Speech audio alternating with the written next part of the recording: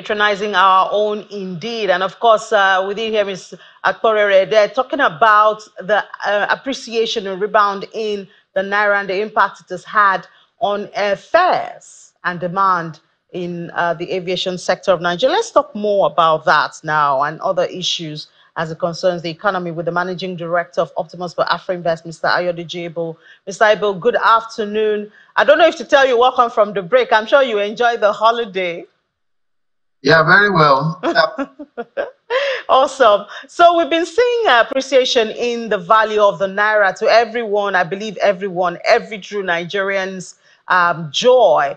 But how do we sustain this? Because I've been having a lot of conversation behind the camera, and a lot of Nigerians are kind of skeptical, especially when we see that it looks like this appreciation we're seeing is because of CBN intervention, which of course is costing our reserves. You know, so how sustainable is this? How can we keep the Naira continuing in this trend?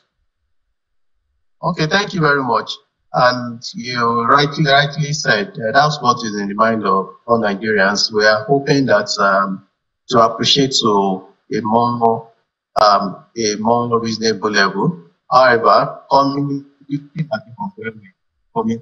a very good development. And in terms of the sustainability, I think what the CBN has tried to do is, you know, when you are looking at the policy, medium and long time. So in the short term, the interim, if now given the high interest rate environment, we are beginning to see the influx of an inflow from FDIs, and you know, we call it hot money, which is short term. So that is solving. So then we also have the mechanic cell that is also helping in the short term. But if we're going to look at a sustainable way, which is the medium to long term, we will need to have to develop our non-oil export. And secondly, reduce oil theft. Yes, oil production is ramping up. It is from a low level of 1.2 million.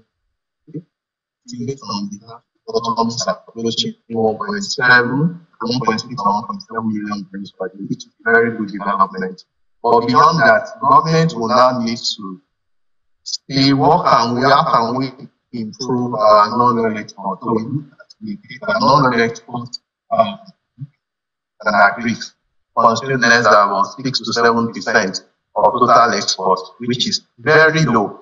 So what can we do? And the interesting thing about developing this new is also creating jobs. So they need to intensify efforts. There needs to be clearer blueprint of advantage of that space. And we subsidize production. You know, what we've always been doing that has not yielded much results is subsidizing. We need to see how we want to provide support for export farmers for us to provide that support and begin to export, and that would reduce the loan on the CBN. I don't know. I think it's the network is not really strong. I mean, the audio is kind of distorted, but let's just try a little bit and hope it comes out better this time around. So next week, we're expecting to get inflation numbers for the month of March for Nigeria. I mean, we've seen projections above 32% is what I've heard most. But I mean, there was also the hope that at least we'll be seeing, even though inflation is still there, but it's at decelerating rate. What do you see? Okay, thanks. I think when you look at the factors that are responsible for the high inflation rates, apart from FX that is moderating, all other factors are still really pronounced. Currently, the electricity tariff have just been increased. That will have impact on cost of production. Secondly, as we progress, you see crude oil prices is really very high. There's still that gap that we know government is still feeling that may not be sustainable before the end of the year. That would also have impact on transportation costs and other costs of production. So there are a lot of pressure points, but the overall one that I think has not the most impact is the insecurity. So food production accounts for about 50% of total of the inflation basket. So we need to really take care of the insecurity, bring it down to a minimal level. Now, planting season has begun. What are the strategies that we are putting in place to ensure that we cultivate more through improved seedlings, support through fertilizers, and all other form of support we can provide for the farmers and security.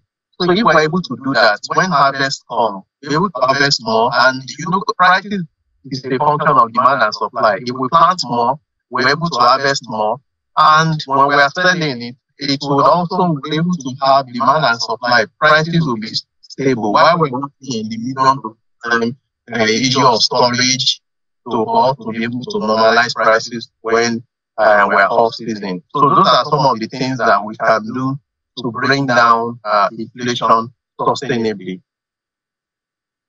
Mr. Aliko Dangote gave us a little bit of hope also. I don't know, do you see that feeding in? Talking about, we know that he has started, his refinery has started supplying diesel, and diesel is the industrial one at a steady price of about 1,200 or about that. And we expect a certain level of markup. Do you see that feeding into inflation? Yes, you're correct. A lot of the SMEs also make use of diesel, which is not subsidized. So that's massive decline from 1,600 to about 1,250. If the price is sustainable, would have direct medium to long term. So you would see prices are always key downwards. To adjust prices takes a bit of time in Nigeria, and not only just in Nigeria, because it's when you purchase new goods that you begin to sell at lower price. So we'll begin to see that impact. That's the welcome development, because the advantage that Dangote now has is that apart from the fixed cost, which is the crude, all of some other factors of production that are variable, the cost of shipping from abroad to Nigeria, that is off. The demurrage that you have to pay at the port, that is off. So some of those factors would also enable it to efficiently produce at the lower rate, which will be beneficial. So Nigerians also will be waiting, I think, based on the projection next month, to begin to produce PMS. And if we can also get it at a reasonable level, even for the government, will be positive, because it will reduce the gap that they've been subsidizing or filling since the increase in crude oil prices. All right, Mr. Ayebo, thank you so much for your time and thoughts this afternoon. Mr. Ayodjepo is the Managing Director of Optimus by Afri Invest. Thanks for having me.